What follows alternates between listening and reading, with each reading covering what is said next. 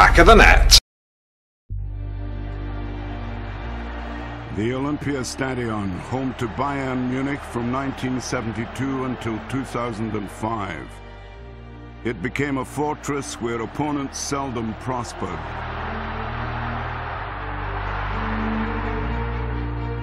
Further afield, the mid-70s saw Bayern Munich win the European Cup 3 years in succession.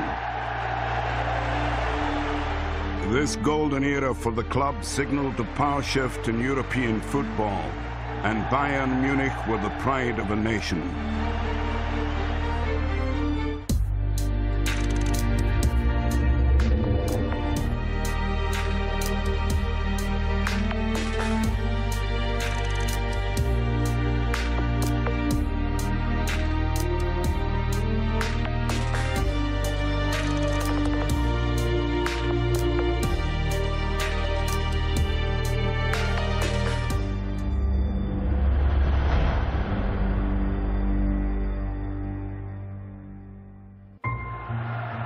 In 1972, the West German national team became European champions for the first time. 2 years later, as hosts, they won the World Cup in Munich, and the foundations for both triumphs were laid at one club, Bayern Munich. Franz Beckenbauer was captain of both club and country. Gerd Müller was a phenomenal provider of goals. Paul Breitner thrillingly turned defense into attack, while at the heart of the defense was Hans-Georg Schwarzenberg. Uli Hoeneß provided pace and power up front, and goalkeeper Sepp Maier was another dependable last line of defense. It shouldn't be forgotten that from 1970 to 76, there were, I think, about 8 or 9 players who played all the time. 6 years, the same team.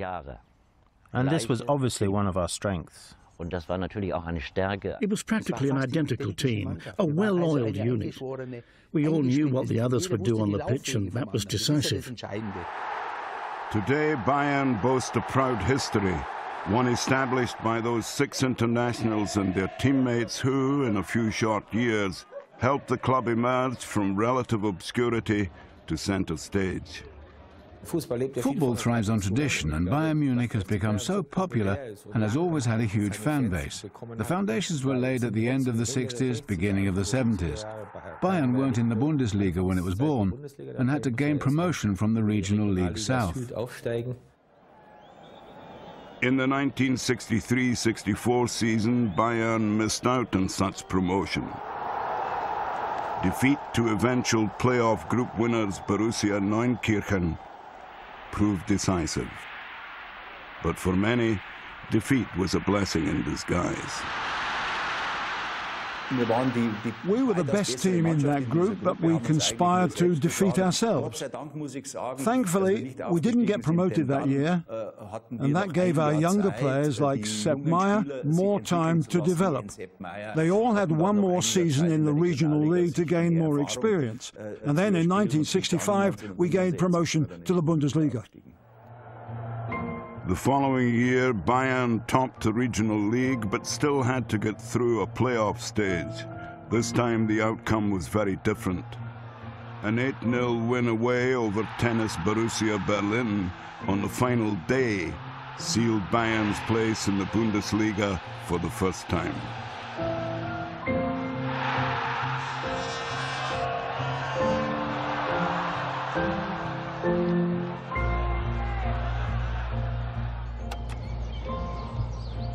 That triumphant season also witnessed the emergence of Gerd Müller and Franz Beckenbauer.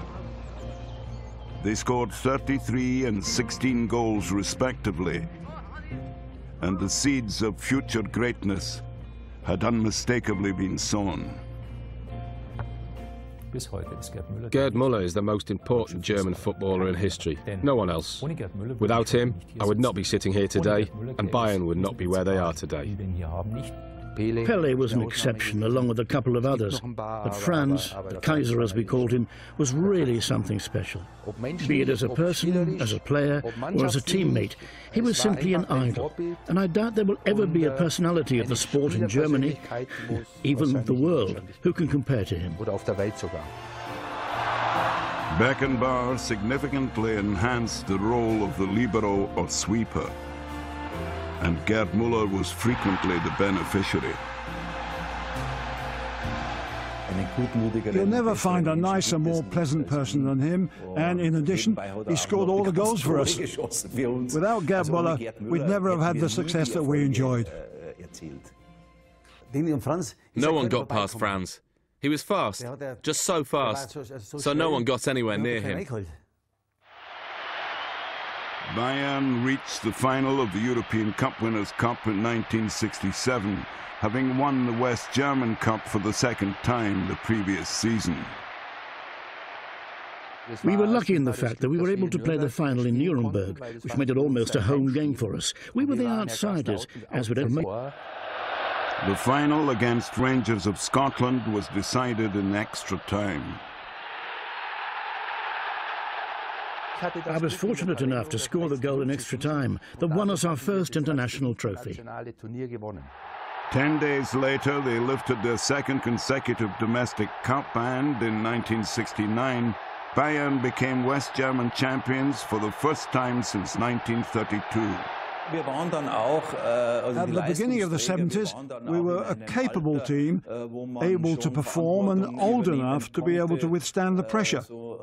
This is when the best period came around for Bayern, even though we'd become West German champions once already and won both the domestic cup and the Cup Winners' Cup. So we were already very successful, but we'd gained the right experience to really enjoy more success. Crucial to that success was Udo Lattek, appointed manager in 1970. He was a big motivator. He was well informed on tactics and could get the best out of every player. He was able to inspire us and get 100% effort out of every single one of us. Udo Lattek came to us in 1970, and it turned out to be an ideal appointment. Lattek understood how to unite the team. Bayern regained the league title in 1972. A campaign which included this 11-1 thrashing of Borussia Dortmund.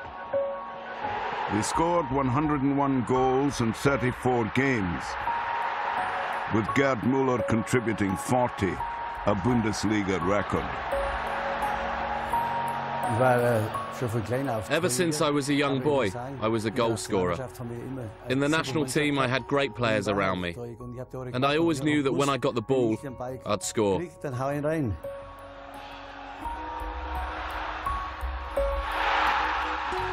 He had a nose for goal that's essential, and it's something that can't be taught. That was Gerd Müller. He could score with any part of his body. The most important player for Bayern Munich was Gerd Müller. He wasn't the best footballer, but there is nobody in the world who managed to score goals like he did. And there never will be someone who plays the way Müller did. Over 15 seasons, Müller scored 398 goals in 453 appearances and finished leading scorer in the Bundesliga on 7 occasions. But even he could not prevent European elimination in 1973 by Ajax, who went on to become continental champions for the 3rd time in a row. For the West German champions, it was a reality check. Yes. We were well ahead in the German league, but that doesn't really mean much on the European stage. Okay, it meant success at home, but it counted for nothing in Europe. For that, a team first has to grow together and gain experience. Well, we definitely did learn from them, as Ajax had the perfect team. They played at a very high tempo, and we realized that this was an area in which we had to improve. Bayern did manage to retain their league title that season. Müller was the leading scorer once again with 36 goals. And the following season, they finally reached the European Cup final. This 3-0 home win over Hungary's Újpest Dózsa, clinching their place. Just 4 days before the final against Spaniards Atletico Madrid, Bayern completed a hat-trick of successive Bundesliga titles. But the champagne was put on ice.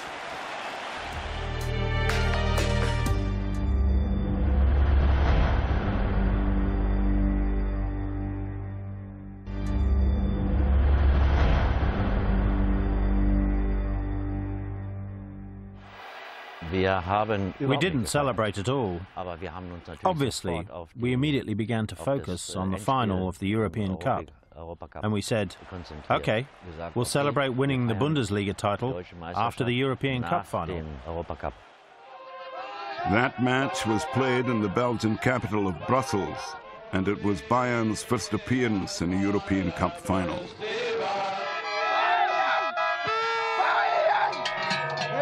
Though German supporters outnumbered their Spanish counterparts, on the pitch, the watchword was caution. Both teams were playing very defensively. Nobody wanted to concede a goal, so both of us were just waiting to counter-attack. The game finished goalless after 90 minutes and went into extra time. With just 6 minutes remaining, Atletico took the lead. Bayern's dream appeared to be over. I think that something developed, or something was even born that day, that still exists at FC Bayern. Never giving up, and a winning mentality. Only a minute was left when Hans-Georg Schwarzenbeck tried his luck from distance. It was a massive weight off our shoulders, a huge relief. We felt we had another chance. That was such an important goal in the sense that it gave us a psychological advantage. 48 hours later, the replay took place at the same venue. The demands of a long season were taking their toll. We'd forced a replay, which nobody thought we would do, and that was the deciding factor. And I'll tell you, in the replay, we already knew we'd win for psychological reasons. I remember we trained after the initial game, and no one could run.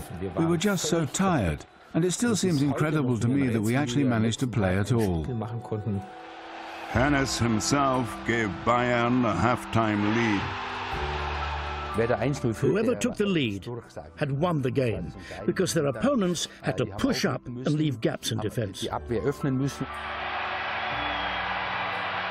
Shortly after the interval, Gerd Müller doubled Bayern's advantage.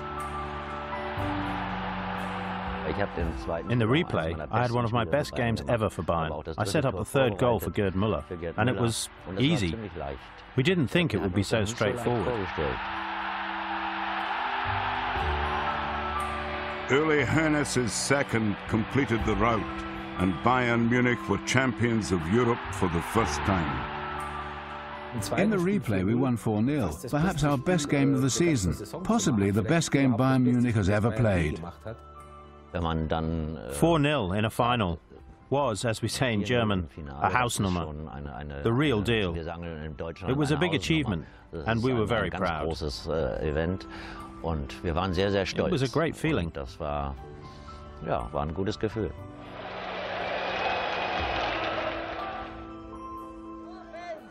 Remarkably, the following day, Bayern had to play their final Bundesliga fixture of the season. It was the first time that a German team had won that cup. We partied without sleeping and travelled to Mönchengladbach. We had a good meal, accompanied by a few beers, and then went out onto the pitch, and nobody was completely sober. That much was clear. Borussia Mönchengladbach inflicted a 5-0 defeat on the newly crowned European champions. But it was a result quickly forgotten as Bayern celebrated their European Cup and Bundesliga double.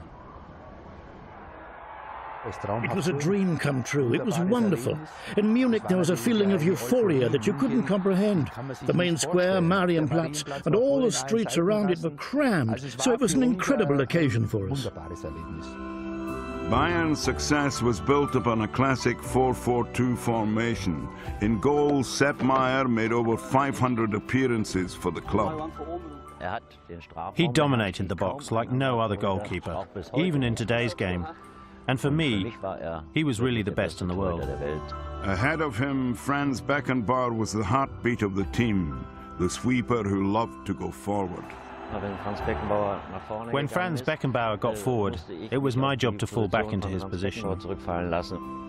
And Uli Hoeneß was the ideal foil for Gerd Müller up front. Uli Hoeneß was particularly important for away games because he was outstanding on the counter-attack. He was very quick and knew where the goal was. That summer, Hoeneß and 6 of his teammates helped West Germany to win the World Cup on home soil. Paul Breitner and Gerd Müller scored the goals that overcame the Netherlands in the final.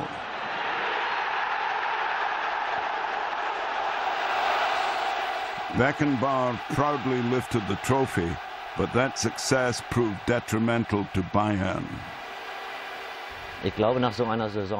I think, after a season like that, logically, you're not going to be as fit for the next campaign, and maybe not even as motivated as you had been. Their first match, a 6-0 defeat away to Kickers Offenbach, was a sign of things to come.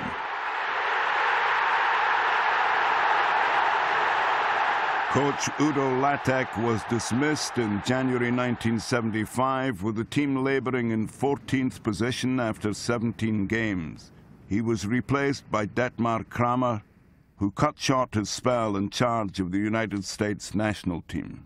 If Bayern aren't winning any titles, then usually the manager is the first one to be blamed. A team doesn't think too much about it. They accept the next manager and just carry on. We had no chance of winning the league title.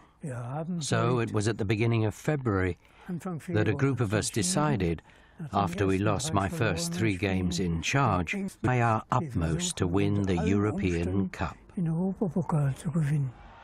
And they were on course. Bayern stormed to the European Cup final once again. This 5-3 aggregate win over East Germany's Magdeburg, one of several impressive victories on the way. The final was held in Paris, and their opponents were Leeds United of England. We were full of confidence, especially in the European Cup, and we were quietly confident that we could possibly beat Leeds United. But Bayern lost their Swedish defender Björn Andersson early in the game. We were very unlucky, because Andersson was severely injured after 2 minutes and had to be subbed.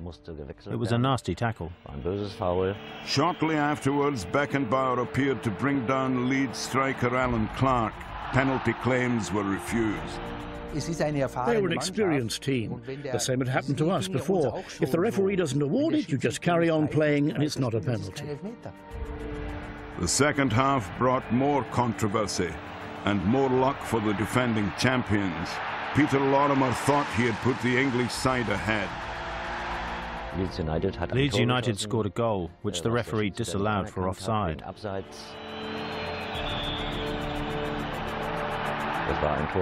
It was a goal. It wasn't offside. But that often happens in football. You can't look back. You can be angry about it. You can be disappointed. But you can't let it affect you forever. If the referee says it's not a goal, then I can't tell him it was. It wasn't a goal, and that's that. Just 6 minutes later, Leeds' sense of injustice was further intensified. It was a really nice pass from Conny Torstensson, and I ran onto it and was quicker than my marker, who'd left his man. I thought, now we have won.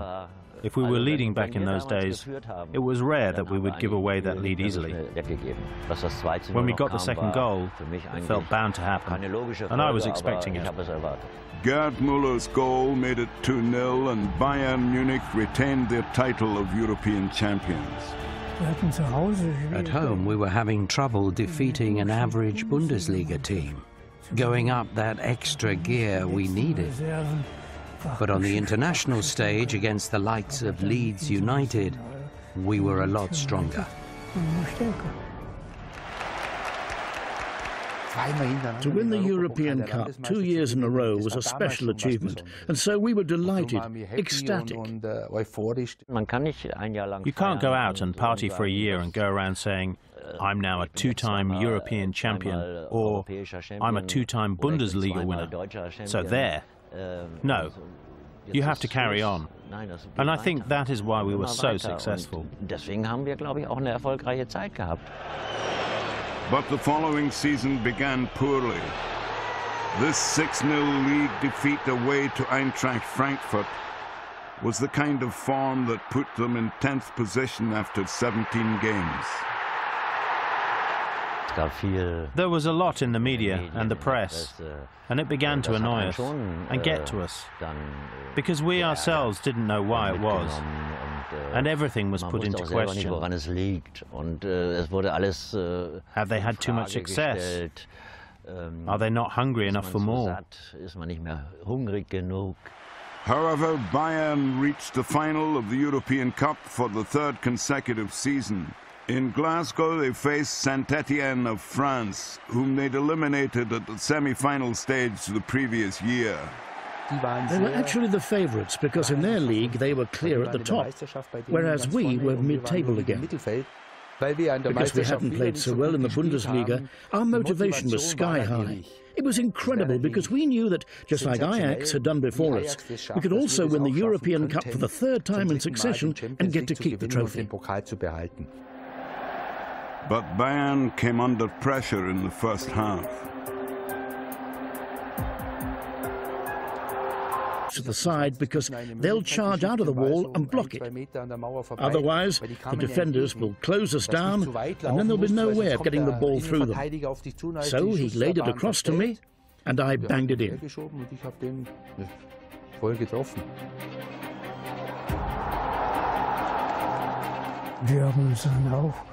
We'd concentrated on practicing free kicks, and the goal we scored in the 1-0 victory was from a free kick, but not one of the ones we had worked on. Beckenbauer saw that the keeper was slightly out of position, laid the ball off to Roth, and said, "Hit it." Roth's solitary strike was enough. Bayern had emulated Ajax by winning the European Cup in 3 successive seasons. That was the icing on the cake. If you win the European Cup 3 times in a row, you get to keep it. That was the greatest thing for us. The party was never ending. We were domestic champions 3 times in a row from 1972 onwards, and then we won the European Cup 3 times in a row in 1974, 75 and 76, and the national team won the European Championships in 1972 and the World Cup in 1974 with 6 Bayern players. I think it was the greatest time, not just for the national team, but also for Bayern Munich. And 7 months later, Bayern were crowned champions of the world. They defeated Brazil's Cruzeiro, the champions of South America, 2-0 on aggregate to win the Intercontinental Cup. Being crowned club champions of the world is like having another small crown put on top of your European Cup success. But that marked the end of Bayern Munich's golden era, as we went our separate ways. Franz went to New York, Gerd Müller was getting on a bit. Back then, Bayern's will to win was unbroken. Then all that changed, and the team fell apart a bit. The golden era had to end, but beyond doubt greatness was achieved by Bayern Munich during those years. 8 domestic trophies, 3 European Cup wins in succession, and a world title. A big entry in football history. It was only later that we realised what we'd accomplished, and that it simply wasn't an everyday achievement for a team to win the European Cup 3 times in a row. We weren't friends. We really weren't. Well, maybe 1 or 2 of us were. But when we were together on the pitch, we knew exactly what we wanted. We had a good mix of older, more experienced players and younger players. But they all shared the same will to win. Every single one of them sweated blood for the cause. Beckenbauer, Müller, Hoeneß and Meyer, great names synonymous with Bayern Munich even today. Both club and country will be forever in debt to them.